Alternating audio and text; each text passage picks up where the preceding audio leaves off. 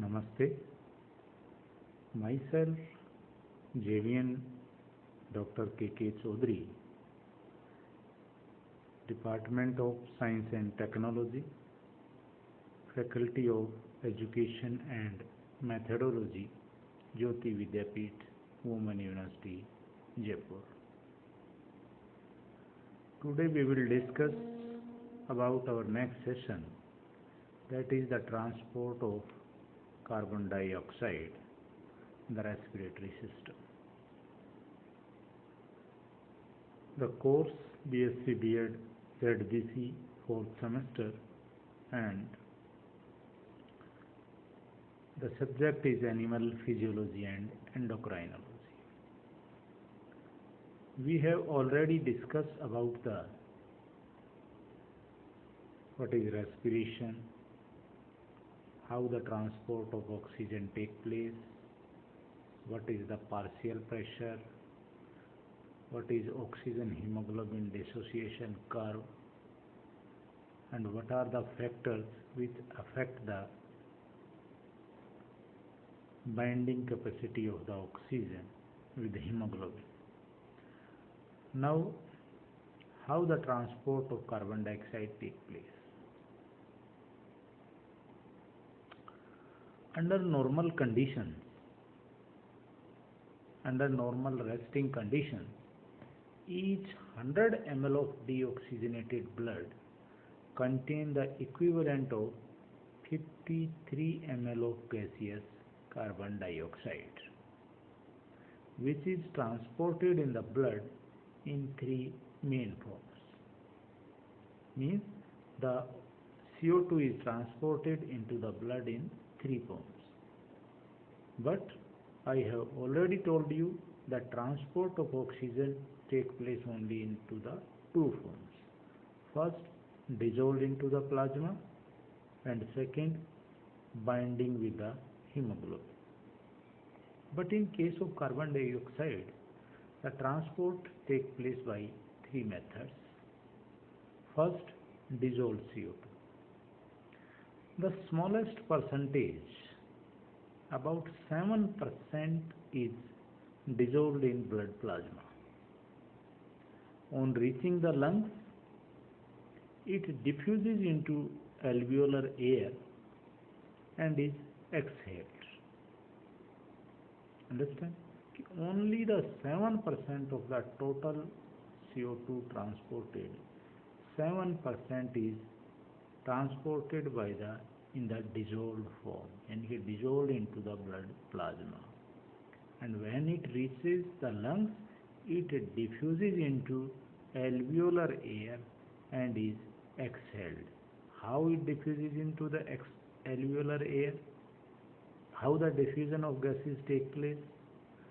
Because of partial pressure gradient. The partial pressure of the CO2 is more into the blood than compared to the alveoli. So the CO2 diffuses from the blood plasma into the alveoli, and from alveoli it diffuses outside into the atmosphere, which is also based on the simple diffusion process, and the movement takes place due to the concentration partial pressure gradient. So the first form of CO2 is into the dissolved form. The second is the carb amino compounds. Carb amino. Somewhat percentage, a somewhat higher percentage, about 23%, combined with the amino groups. Combined with amino groups.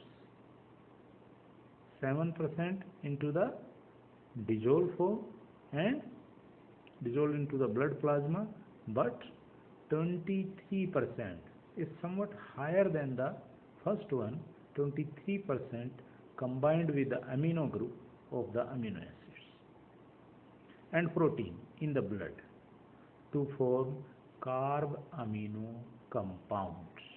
Understand? 23% of CO2 combined with amino group of amino acids and proteins into the blood and form carb amino compounds. Because the most prevalent protein in the blood is hemoglobin. Hemoglobin, where the hemoglobin is found?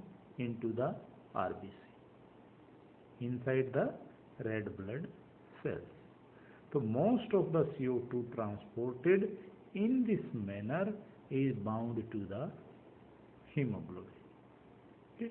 Carb amino compounds means carb amino, carbon plus amino acids, and proteins, and that is proteins in the blood is most prevalent protein in the blood is hemoglobin. Means carbon bind with the hemoglobin and form carb amino hemoglobin. The main CO2 binding sites are the terminal amino acids in the 2-alpha and 2-beta globin chains. Understand? The main CO2 binding sites, where the CO2 is bind. So main sites is terminal amino acid in the 2-alpha and 2-beta globin chain. Hemoglobin have 2-alpha or 2-beta globin chains. Okay? In both the chains, the terminal amino acid is responsible for binding of the CO2 with it. Hemoglobin that has bound CO2 is termed carb amino hemoglobin. Okay? After binding with the hemoglobin, the combination of the compound formed by the binding of hemoglobin and the CO2 is known as carb amino hemoglobin. The formation of carb amino hemoglobin is greatly influenced by partial pressure of CO2. I have already told you that transport of gases, there is a major role of the partial pressure of the gases. So formation of the carb amino hemoglobin is greatly influenced by the partial pressure of CO2. For example, in tissue capillaries, partial pressure of the CO2 is relatively high. Okay. Partial pressure of the CO2 is relatively high. Where? In tissue capillaries. Why in tissue capillaries the partial pressure of CO2 is high? In tissue capillaries, partial pressure of CO2 is high because all the metabolic reaction takes place there. And due to the metabolic reactions, the oxygen present into the blood is consumed and results into the oxidation. Oxidation which results into the production of a formation of the CO2 and energy. So at tissue level, the concentration of the CO2 is very high, which promote the formation of carb amino hemoglobin. But in pulmonary capillaries, partial pressure of CO2 is relatively low, and CO2 radially split apart from globin and enter the alveoli by diffusion. In pulmonary capillaries, there is low partial pressure of the CO2, and due to this low partial pressure, the oxygen splits, okay, from the hemoglobin and enter into the alveoli by the diffusion process due to the, and this is unbinding, unloading is due to the partial pressure gradient. Okay, and CO2 enter into the alveoli, and from alveoli it goes outside the body by simple diffusion process. Now come on, these are the two forms. Dissolve, first dissolve CO2 7%, and second is carb amino compound, that is 23%. The third is the bicarbonate ion. you can see here that 7% plus 23%, 30% is of the oxygen is transported.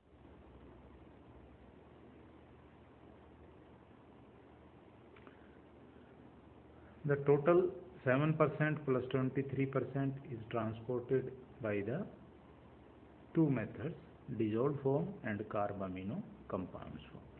Now the remaining 70%, the major portion, the greatest percentage of CO2, about 70% is transported in blood plasma as bicarbonate ion. Okay? As CO2 diffuses into systemic capillaries and enter the red blood cells, as CO2 diffuses into the systemic capillaries and enter the red blood cells, it reacts with the water in presence of an enzyme that is carbonic anhydrase to form carbonic acid.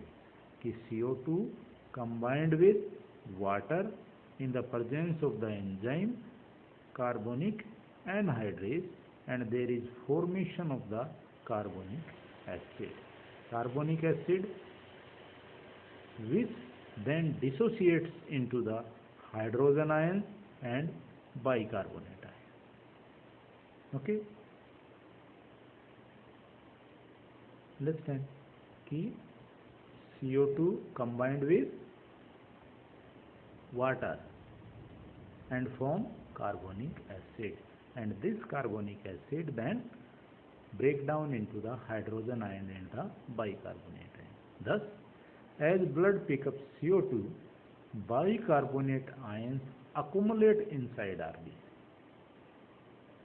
Some bicarbonate ions move out into the blood plasma down its concentration gradient, because due to the more formation of the bicarbonate ions, these ions concentration is increased inside the RBC. So some move out into the blood plasma from RBC down its concentration gradient. In exchange, so we have to make the charges same. One negative charge go outside, then one negative ions go inside. In exchange of bicarbonate ions, chloride ions move from plasma into the RBC. Okay? Move from the plasma into the RBC, and bicarbonate ions from RBC to the plasma. This exchange of negative ions, which maintain the electrical balance between the blood plasma and RBC cytosol. Understand? Okay, this exchange of negative ions, which maintain the electrical balance between blood plasma and RBC cytosol, is known as chloride shift. Okay, shifting of chloride ions. The net effect of these reactions is that CO2 is removed from the tissue and transported in blood plasma as bicarbonate. Net result. Understand? What is the net result? Net result is the transport of the CO2. The net effect of these reactions is that CO2 is removed from the tissue cells and transported in blood plasma as bicarbonate ion. As blood passes through pulmonary capillaries in the lungs, all these reactions reverse and CO2 is exhaled. Understand? As the blood passes through the blood capillaries in the lungs, these reactions are reversed. Means bicarbonate ions combined with water form the carbonic acid, and then carbonic acid break down into the CO2 and water, and CO2 is removed. The amount of CO2 that can be transported in blood is influenced by percent saturation of hemoglobin with oxygen.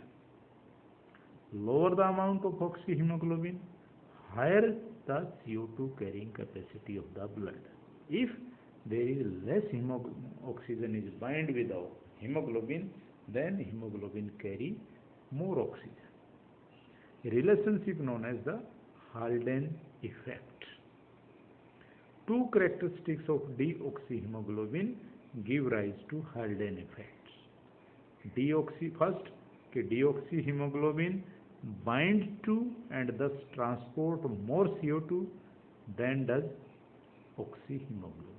Second, deoxyhemoglobin also buffer hydrogen ion than does oxyhemoglobin, thereby removing hydrogen ion from the solution and promoting conversion of CO2 to carbonic acid via the reaction catalyzed by the enzyme carbonic anhydrase. So, this is the method the oxygen is transported. CO2 is transported into the blood by the three methods. There are various questions have been arises how many forms the CO2 is transported. So you can say dissolved form, carbamino compounds, and in the bicarbonate. And what is the different percentage of this transport? What is chloride shift? What is Haldane effect? These are the some questions which can be asked into the various competitive exams. So, hope you understand the topic very well. Thank you. Thank you very much.